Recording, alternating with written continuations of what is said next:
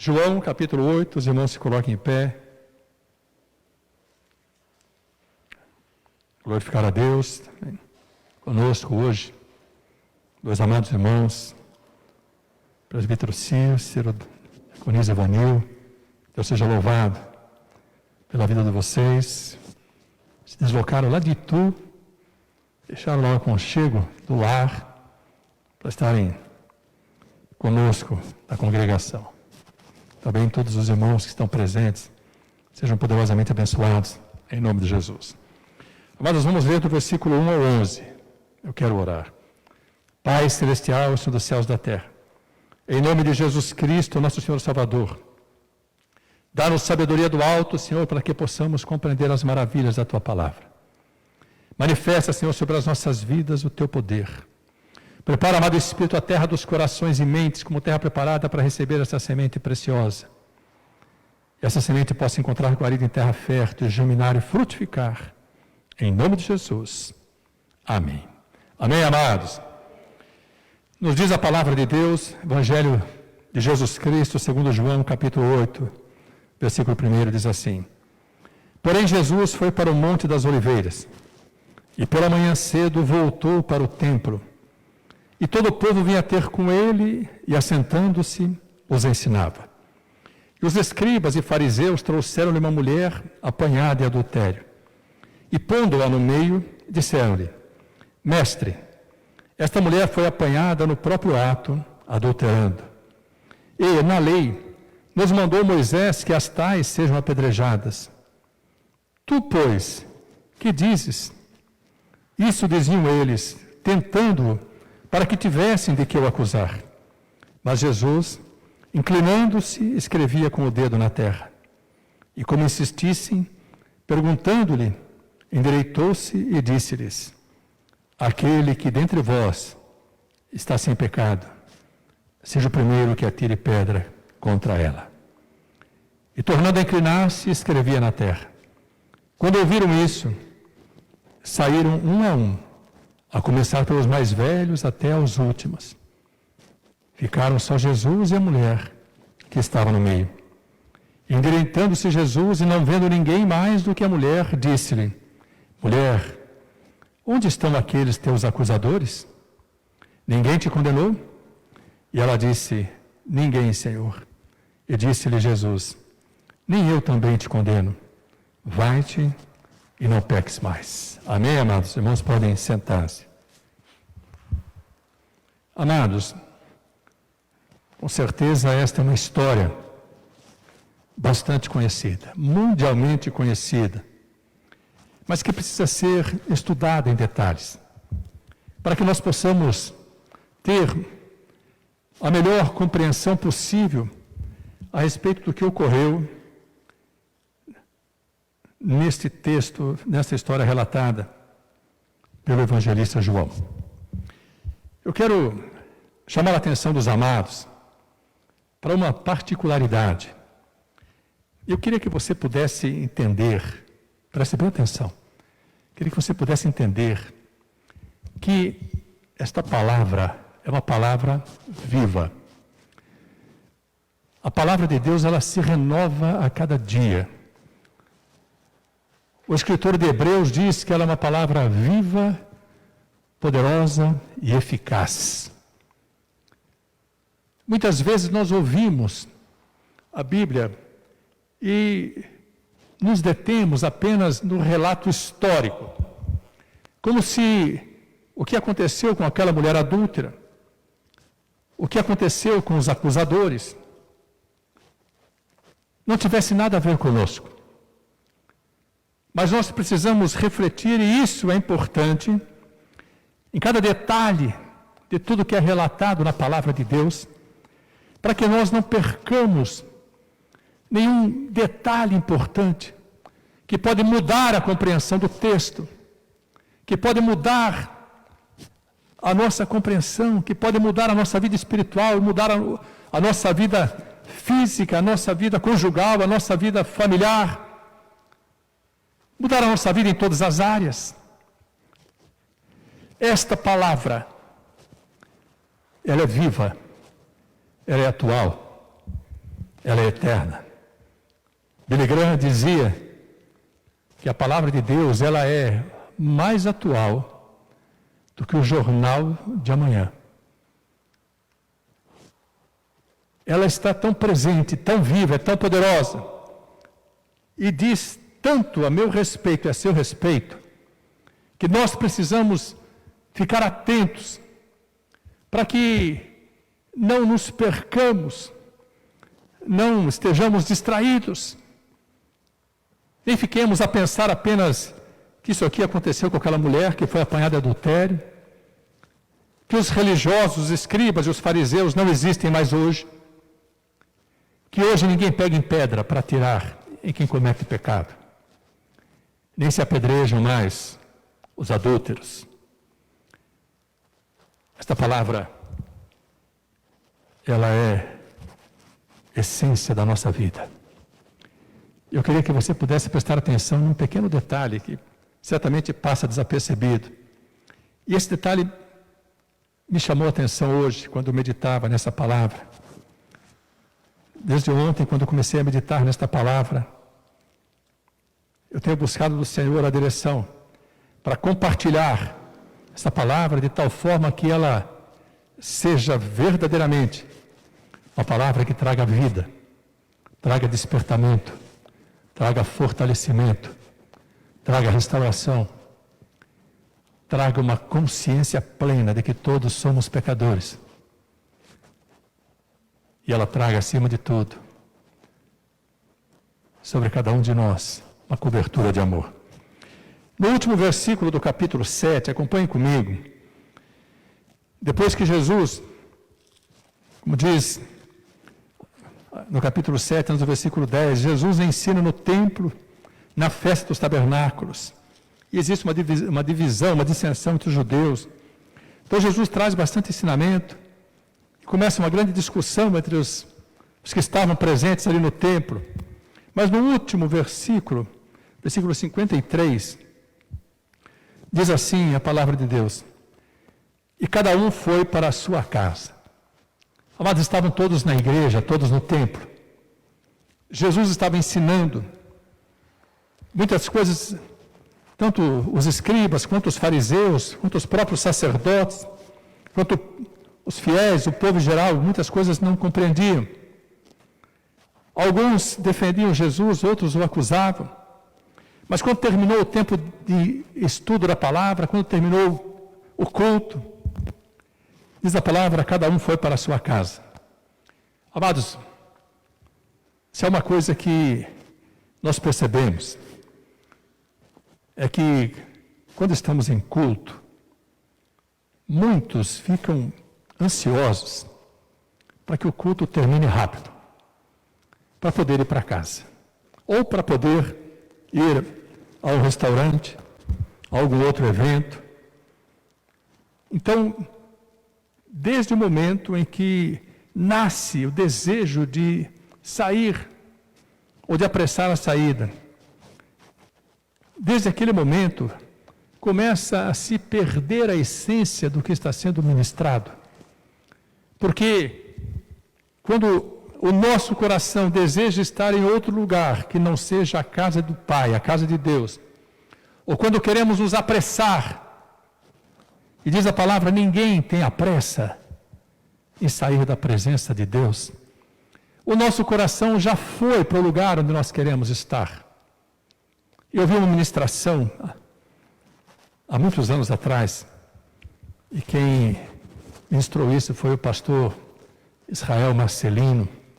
Nós estávamos no retiro de jovens, lá no Hotel Estância Casa Velha, ali em Porto Feliz, e ele pregou sobre o samaritano, o bom samaritano, parábola, daquele homem que desceu de Jerusalém, indo para Jericó.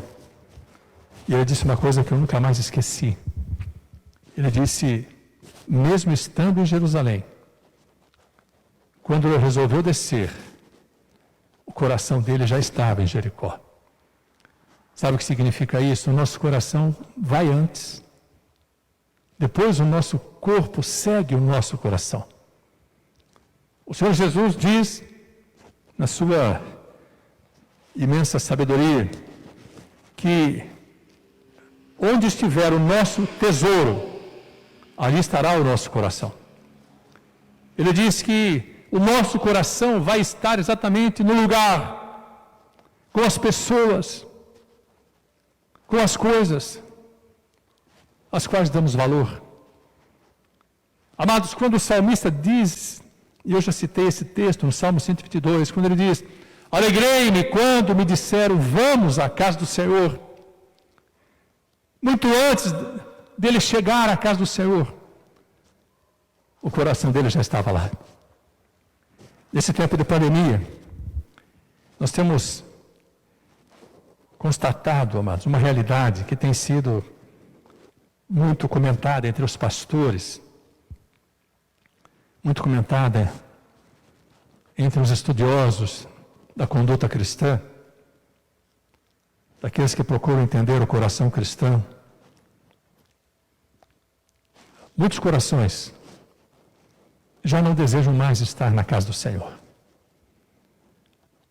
Houve, por força do isolamento, por força do distanciamento, houve um esfriamento.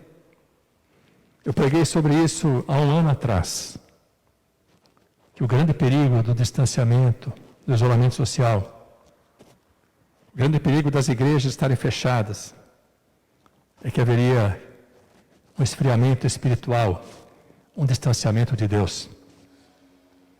Amados, é sempre importante voltarmos para as nossas casas, mas o nosso coração precisa arder por estar na casa do Senhor. Quando todos deixaram o templo, diz assim, e cada um foi para a sua casa. Presta atenção agora no que está escrito no primeiro versículo do capítulo 8. E se você ligar o capítulo 7 com o capítulo 8, você vai ver que esse texto é exatamente a sequência daquilo que ocorreu. Vou ler o último versículo, 7:53, diz assim: e cada um foi para a sua casa.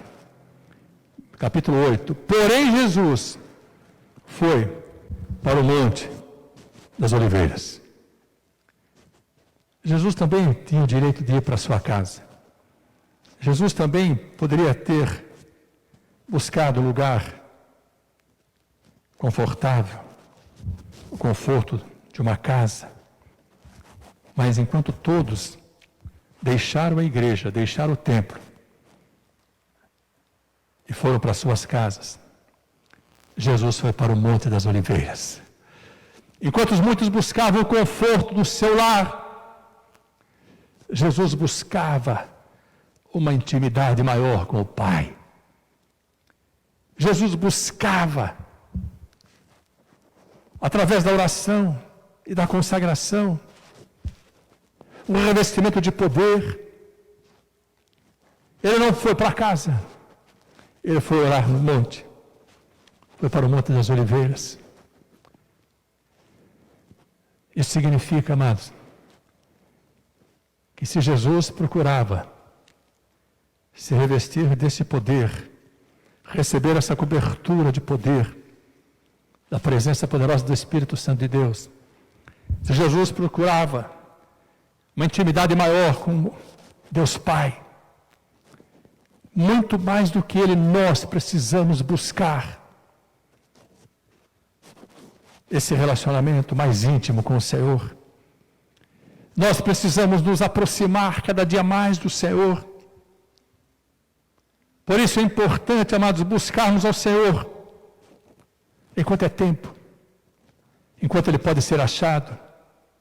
É importante nós orarmos, nos consagrarmos. E se não pudermos sair das nossas casas, que nós façamos, amados, de algum lugar da nossa casa, um lugar solitário, um lugar de sossego, um lugar de quietude, nós façamos desse lugar um santuário, o Monte das Oliveiras. Que nós busquemos, seguindo o exemplo de Jesus, uma intimidade maior, uma proximidade maior o poder maior que emana de Deus Pai Todo-Poderoso. Esse é um exemplo para nós seguirmos.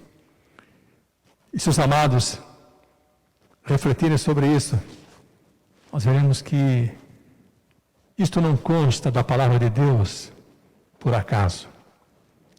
Nós precisamos estar atentos a tudo o que diz a palavra, para não perdermos esses detalhes que são essenciais na nossa vida.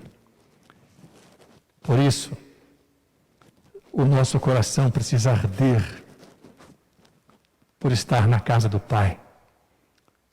O nosso coração precisa se motivar a cada dia para buscarmos essa intimidade, para nos consagrarmos. Sabe por quê, amados? Porque nós não sabemos o que vai acontecer hoje, daqui a pouco, muito menos amanhã. Nós não sabemos quando os inimigos vão se levantar. Nós não sabemos quando os acusadores vão surgir. Nós não sabemos, amados, quando estaremos de frente a circunstâncias tão difíceis de serem vencidas, de batalhas espirituais tão difíceis de serem vencidas. Por isso precisamos do revestimento. Buscar revestimento é buscar a cobertura da armadura de Deus, é buscar o poder da palavra, esta arma, essa espada afiada de 2 gumes, que penetra profundamente em nossas vidas e que pode, através dos nossos lábios, se transformar na nossa maior arma de combate. Porque quando a palavra é lançada, o inimigo é ferido. Jesus, quando teve no deserto as tentações de Satanás, ele dizia para Satanás claramente, a cada ataque, a cada cilada de Satanás, a cada sedução que Satanás lançava sobre a vida dele, tentando enganá-lo, ele dizia para Satanás, também está escrito. Conhecer a palavra de Deus é conhecer o poder de Deus. Ter intimidade com Deus é estar junto dele, habitando no seu esconderijo. Não é fácil encontrar o esconderijo do Altíssimo, mas existem aqueles que habitam nesse esconderijo. E o Salmo 91 diz, aquele que habita no esconderijo do Altíssimo. E eu quero acrescentar, com a permissão de Deus, somente aqueles que habitam no esconderijo do Altíssimo, à sombra do Onipotente, descansarão. Não existe cobertura da sombra do poder de Deus àqueles que não habitam no seu esconderijo, àqueles que não buscam a sua face, àqueles que não se consagram, àqueles que não colocam Deus em primeiro lugar em suas vidas.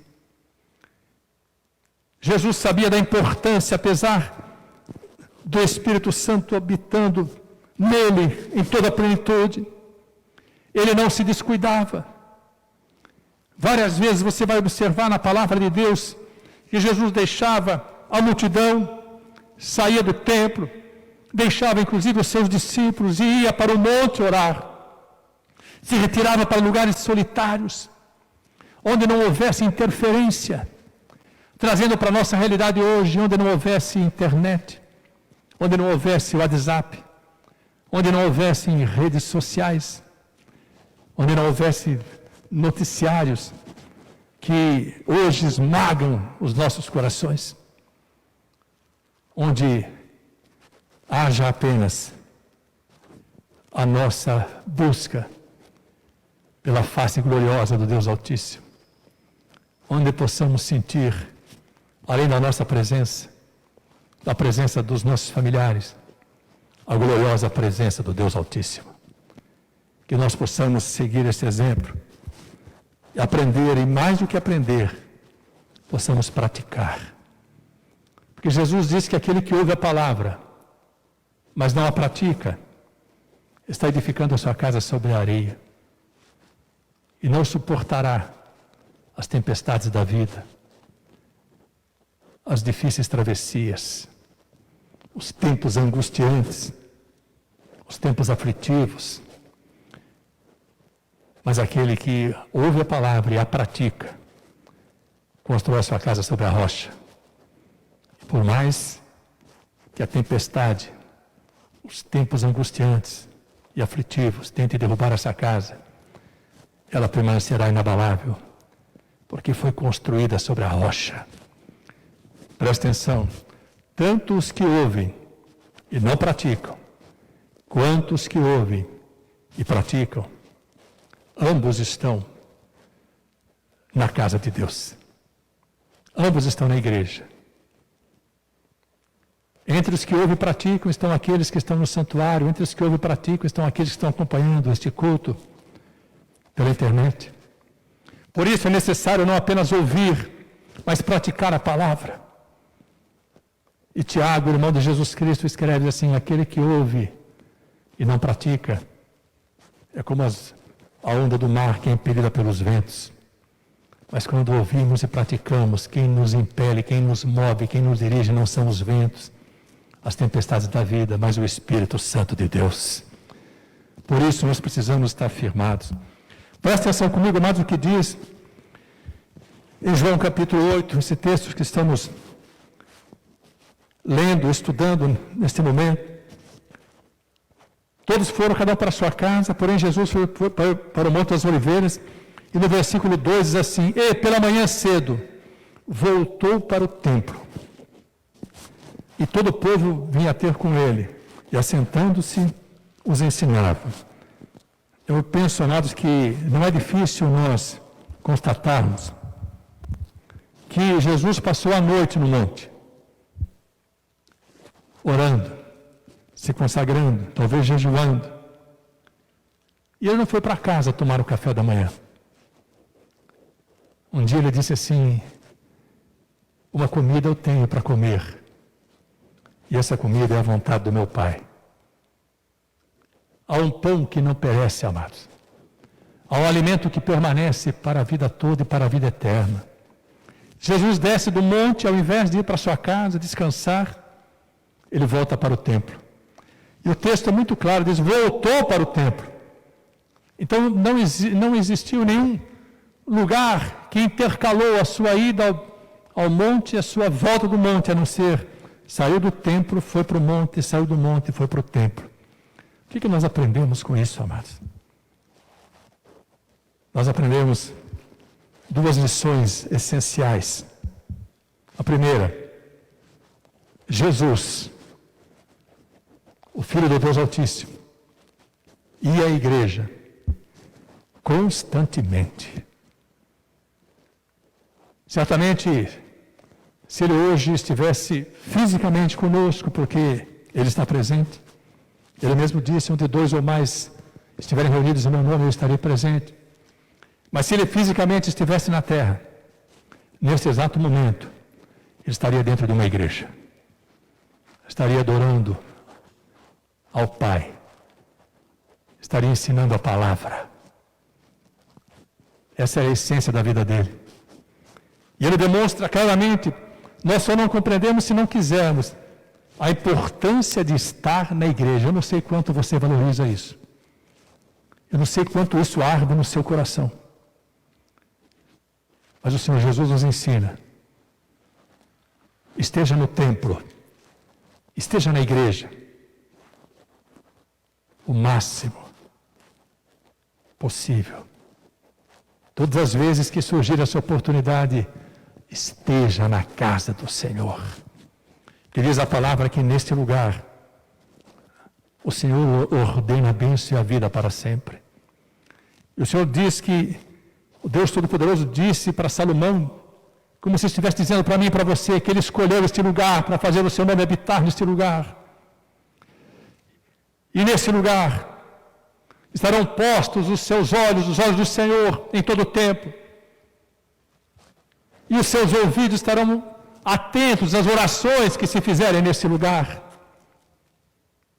O próprio Deus nos deixa registrada na palavra a dimensão, a importância da igreja.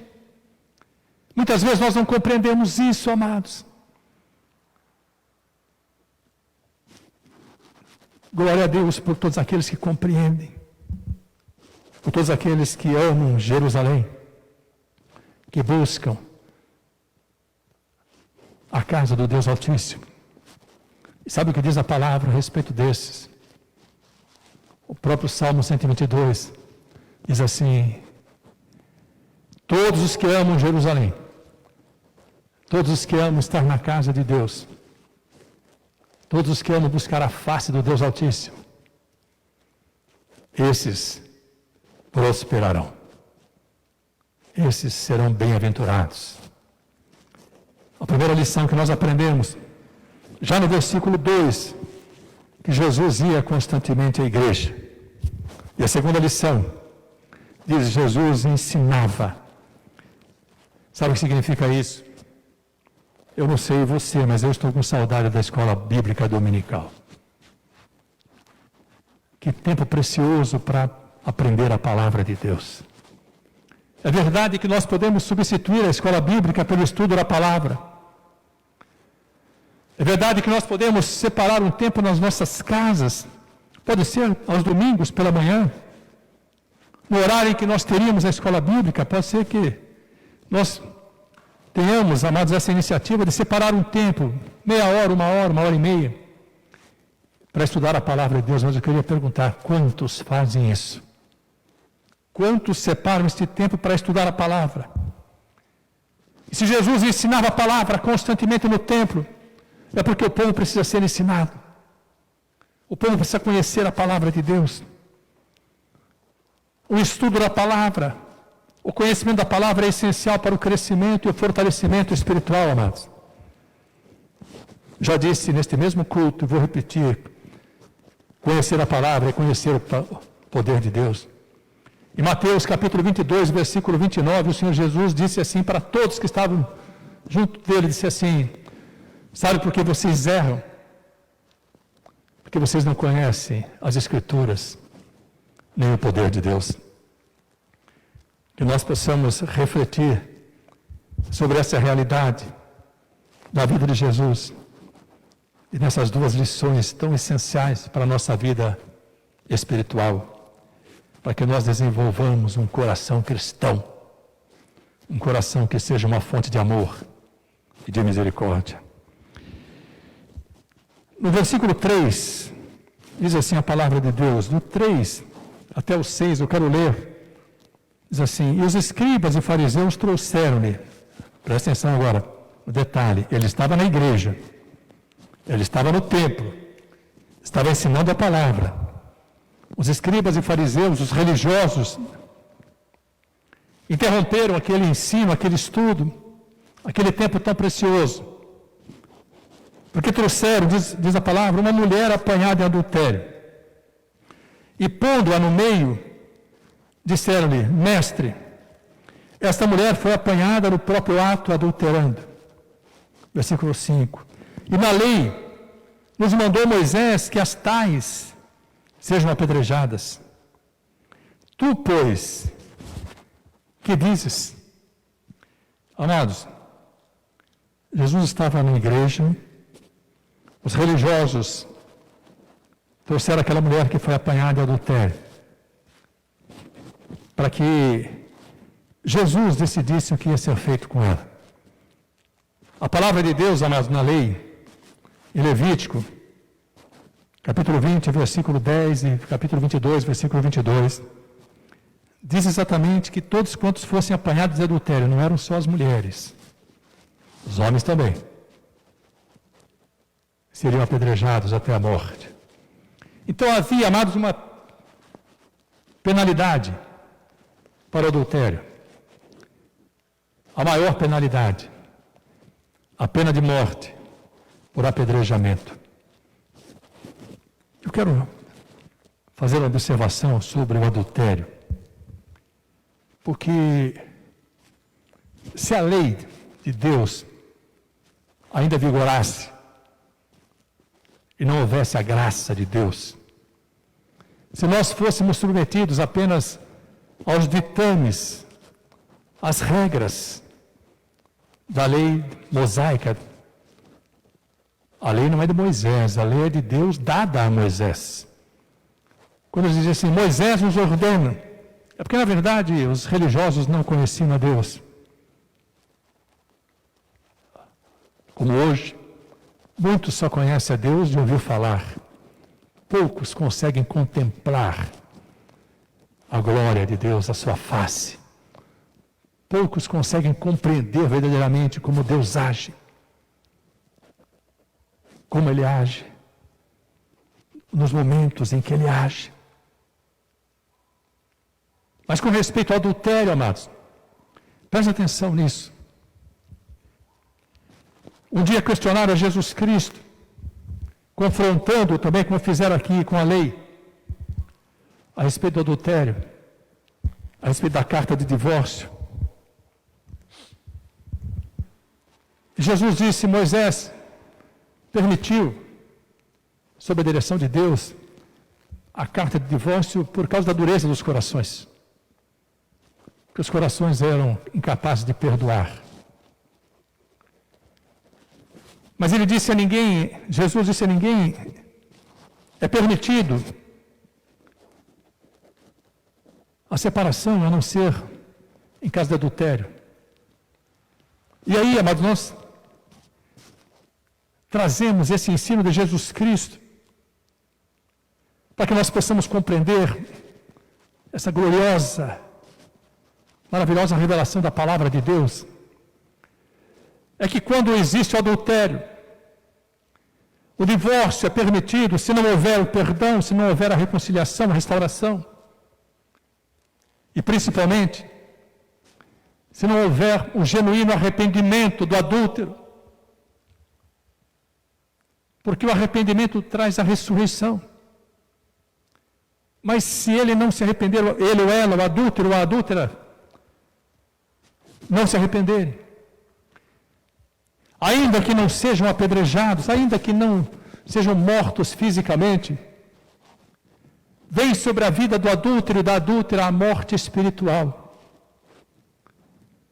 Porque perante Deus, quando se comete o adultério, aquela vida está morta espiritualmente. Para que ela possa tornar a viver, precisa se arrepender. Mas se ela não se arrepender, permanece morta espiritualmente. E se ela está morta espiritualmente, é permitido o divórcio porque o cônjuge morreu. E se é a morte que tem poder para separar o casal, o adultério causa morte espiritual. E aquele ou aquela que sofreu adultério tem autorização da própria palavra para separar-se. Porém, quando existe o arrependimento, ainda enquanto o casamento existe, se o que cometeu adultério se arrepender, o poder do sangue de Jesus, o poder da palavra de Deus, vem sobre a sua vida e o faz ressuscitar. E ao ressuscitar, ele se torna purificado do seu pecado. Não apenas o adultério, mas de todos os pecados, mas em relação ao adultério, ele volta a ter vida. E estando vivo, não pode haver a separação. Mas essa é uma das coisas mais profundas da palavra de Deus sobre a vida conjugal. Nós precisamos entender exatamente, amados, o poder da palavra nesse aspecto. Hoje, ninguém mais é apedrejado, o que não quer dizer que não se morra espiritualmente. Mas quando os religiosos, os escribas e fariseus, vieram até Jesus citando a lei de Moisés, a lei mosaica dada a Moisés por Deus, e disseram para ele, ela foi apanhada em adultério, e na lei é determinado que ela seja apedrejada. E perguntaram para Jesus, Tu, pois, o que dizes? Amados, esse é um laço diabólico. Muitas vezes nós podemos ser questionados acerca da palavra de Deus.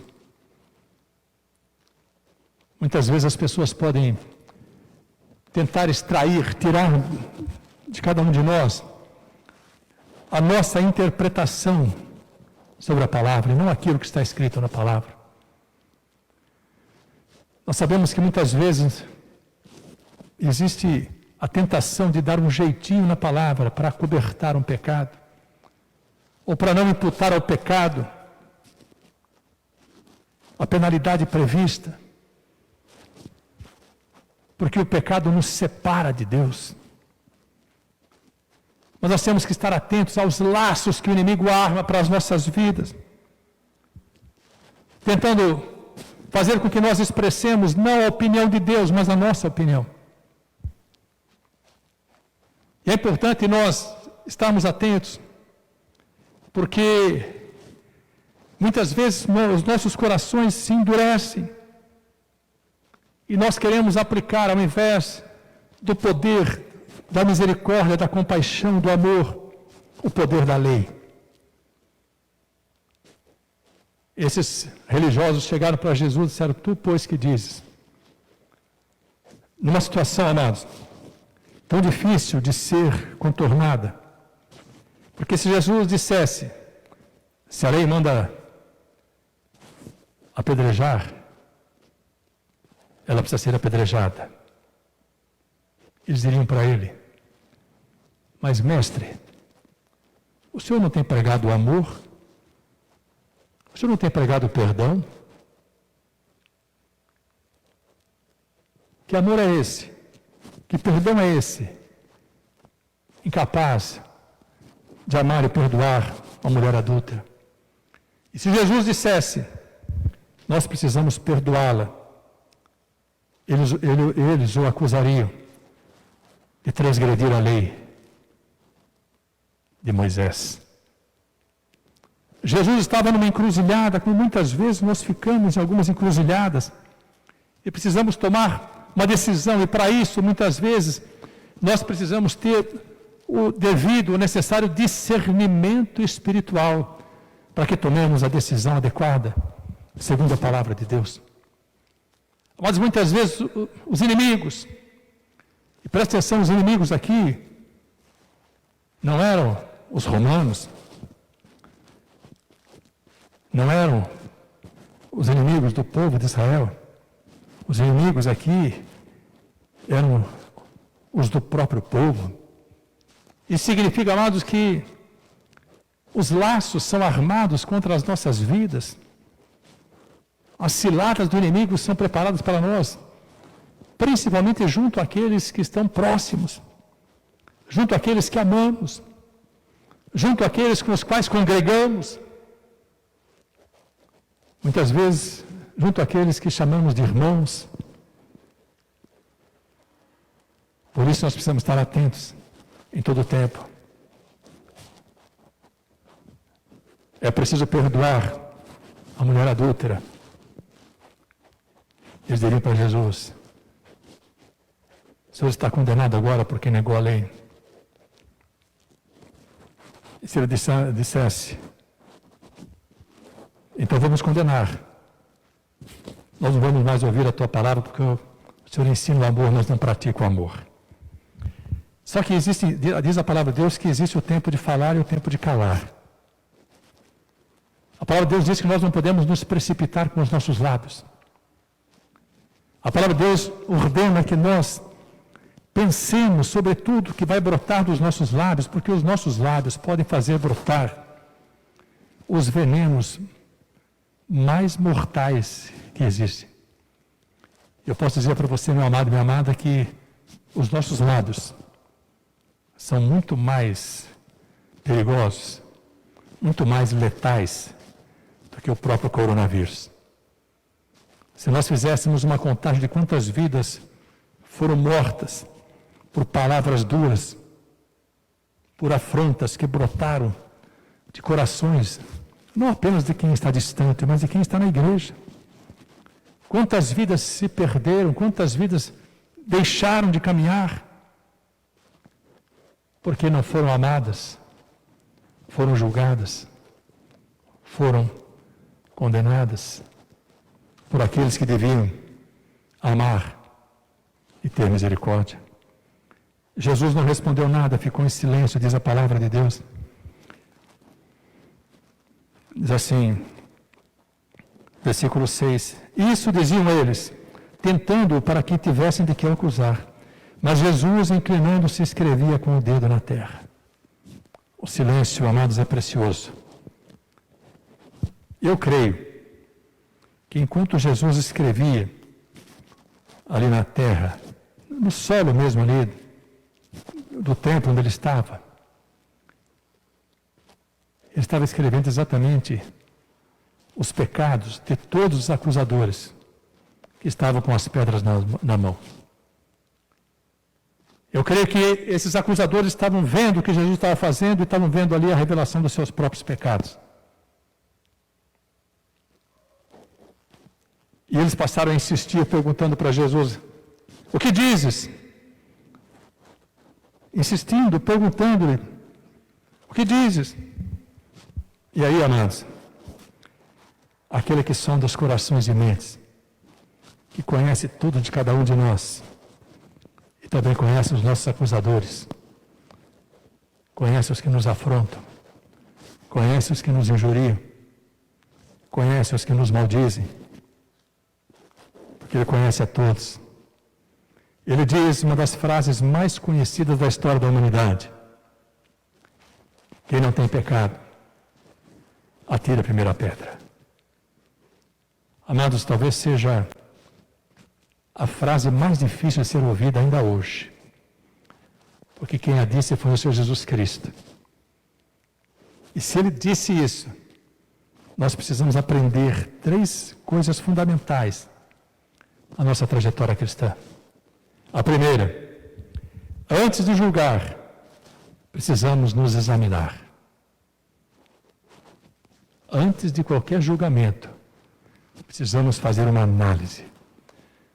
Antes de brotar dos nossos lábios uma palavra de julgamento ou de condenação, uma palavra de maledicência, nós precisamos dizer aquilo, fazer aquilo que diz o salmista: ainda que os meus pensamentos transgridam, os meus lábios não transgredirão.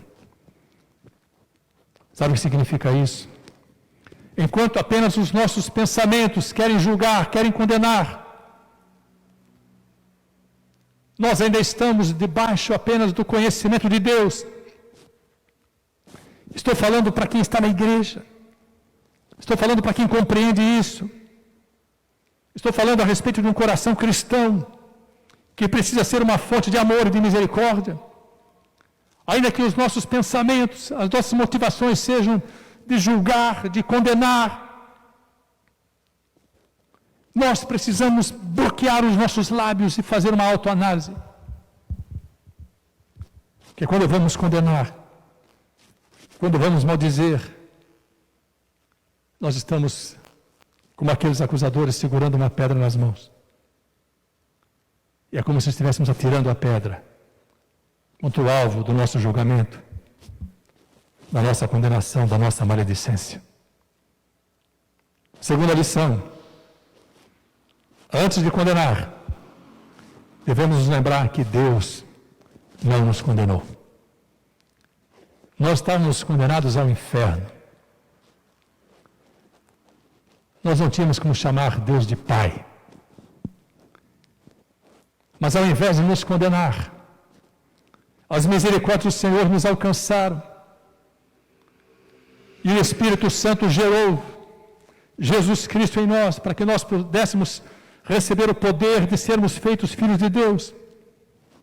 Ao invés de condenados, nós fomos aceitos, amados. Recebemos a cobertura de amor e de misericórdia. Terceira lição: o coração cristão precisa ser verdadeiramente uma fonte de amor e de misericórdia. Eu não sei se você está preparado para ser um praticante desse amor e dessa misericórdia. Certamente você sabe que a misericórdia significa o perdão imerecido. Nós não merecíamos o perdão de Deus. Por isso ele foi para comigo e com você misericordioso. Isso significa que quando nós analisarmos uma situação, uma circunstância, quando formos afetados, seja por qual motivo, e nós dissermos assim: eu não consigo perdoar, não tem como perdoar, isso não tem perdão, eu posso assegurar para você, porque a palavra de Deus assegura isso. Você não sabe o que está falando. Você não sabe o que significa dizer, eu não perdoo. O próprio Senhor Jesus alerta várias vezes. Se nós estivermos orando, mas o nosso coração for incapaz de perdoar, a nossa oração não será ouvida. Porque se nós não perdoarmos, nós também não seremos perdoados. Mas é necessário nós entendermos que nós precisamos fazer com que sejam gerados nos nossos corações esse amor e essa misericórdia. E precisamos praticar isso em relação, especialmente, em relação aos irmãos da igreja. Abra sua Bíblia em Gálatas capítulo 6. Gálatas capítulo 6. Eu quero ler para você duas versões. A nossa versão, ao meio da revista corrigida, diz assim, Gálatas capítulo 6, versículo 1. Diz assim: irmãos, se algum homem chegar a ser surpreendido em alguma ofensa, em algum pecado, vós que sois espirituais, encaminhai o tal com um espírito de mansidão, olhando por ti mesmo, para que não sejas também tentado. Então, quer dizer assim, se alguém for surpreendido no pecado, isso aqui dá a impressão, mas que seria assim, a pessoa está pecando, tem um pecado oculto e foi descoberta. Mas agora presta atenção no que diz a nova versão transformadora. Vou ler para os amados irmãos, não só apenas ouvir. A nova versão transformadora diz assim: irmãos, se alguém for vencido por algum pecado, vocês que são guiados pelo Espírito Santo devem, com mansidão, ajudá-lo a voltar ao caminho certo. E cada um cuide para não ser tentado. A atitude cristã é essa. Se alguém caiu, se alguém pecou, se alguém foi vencido pelo pecado, nós sabemos que essa luta é diária, é difícil. O próprio apóstolo Paulo diz assim: eu não consigo fazer o bem que eu quero, mas o mal que eu não quero eu faço. E ele diz: quando eu faço o que eu não quero fazer, não sou eu que faço, mas o pecado que habita em mim. Mas a natureza do homem é uma natureza pecadora, uma natureza pecaminosa. Os nossos pensamentos precisam ser exercitados para que não pensemos apenas em pecar, em cobiçar, para que não maquinemos o mal. O nosso coração precisa ser cuidado e tratado de tal forma para que ele não amontoe lixo. Porque se nós amontoarmos lixo, ao abrirmos os nossos lábios, como a boca fala o que está cheio no coração, nós liberaremos lixo através dos nossos lábios. Amados, a caminhada cristã, ela é muito sutil. E nós precisamos entender exatamente isso. Nós precisamos cuidar daqueles que caíram, daqueles que pecaram. Como outros precisam cuidar de nós, por termos caído, por termos pecado. Mas precisamos fazer isso, amados, com mansidão, diz a palavra, guiados pelo Espírito Santo. Por isso o coração cristão precisa ser uma fonte de amor e de misericórdia. Por isso não podemos impor um peso demasiado àquele que já está sob o peso do pecado. Por isso nós precisamos, amados, compreender que essa é uma determinação da palavra de Deus, porque o Senhor Jesus disse, no Sermão do Monte, diz assim: sede, pois, vós misericordiosos, como é misericordioso o vosso Pai Celestial. Que nós possamos praticar esse amor e essa misericórdia. E onde fazemos isso? No mesmo território, onde Jesus disse aquela frase: quem não tem pecado, atira a primeira pedra. Esse território se chama igreja. O lugar onde Deus opera poderosamente, nos capacita, nos prepara para sermos acolhidos em amor, para recebermos compaixão, perdão, misericórdia. É a igreja. Esse é um território onde brotam o amor, a compaixão, a misericórdia. Por isso, é difícil pensar como que nós conseguimos ficar tanto tempo distantes da igreja. Como que o nosso coração não anseia em estar na igreja. Se nós entendermos que este território santo, bendito, poderoso, tremendo, terrível, como disse Jacó, é um território que muda a nossa vida e nos capacita a exercermos esse amor, essa misericórdia e a receber esse amor, essa misericórdia, nós desejaríamos estar constantemente aqui. Quem procura uma igreja cristã, procura acolhimento, cobertura de amor. Quem entra numa igreja está precisando do colo do Pai, de um abraço fraterno. Quem chega numa igreja precisa de Deus, a fonte de amor e misericórdia, e precisa conhecer e receber esse amor através das nossas vidas. Todos nós precisamos de uma mão estendida e não de um dedo apontado. E nós sabemos que é mais fácil apontar o dedo do que estender a mão. O Senhor está com a mão estendida para todos que precisam desse amor, dessa misericórdia. E nós precisamos também, amados, exercitar esse amor e misericórdia. Que nós sejamos estendedores de mão e não apontadores de dedo. Que nós tenhamos esse coração cristão que gera misericórdia e perdão. Jesus não ameniza com o pecado.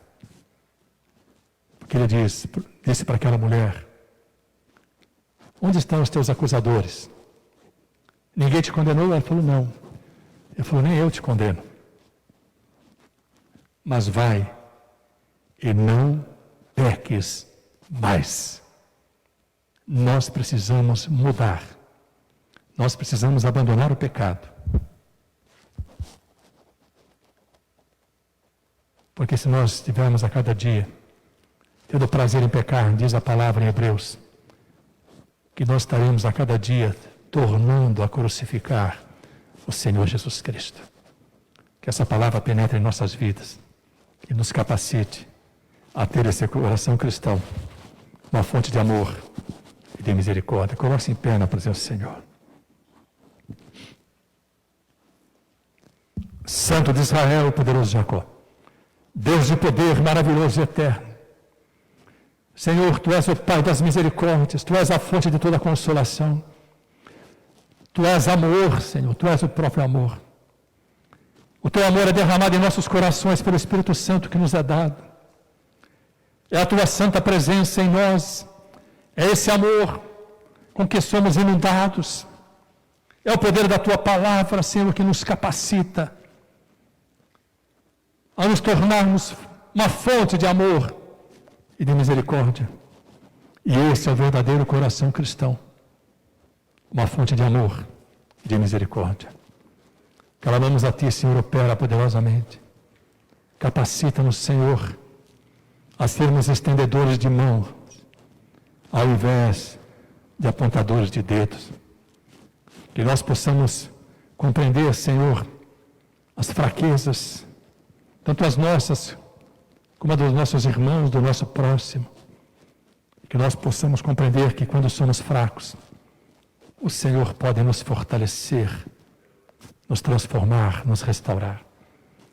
Senhor, visita cada vida com teu poder, a minha vida e cada vida no teu santuário.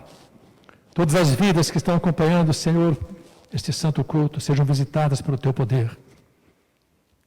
Tu operes poderosamente, Senhor, transformando os corações, guardando os lábios, purificando os pensamentos, os olhos, os ouvidos,